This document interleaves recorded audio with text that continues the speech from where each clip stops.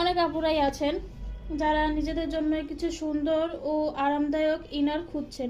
তাদের জন্য হতে পারে এই প্রোডাক্টটি। এটি দেখতে যেমন সুন্দর ও আকর্ষণীয়, তেমন পরতেও খুব আরামদায়ক। নিচে ইলাস্টিক না থাকায় সারাদিন ওয়্যার করতে পারবেন, কোনো সমস্যা হবে না। ভিতরে সুন্দর মতন প্যাড দেওয়া থাকবে।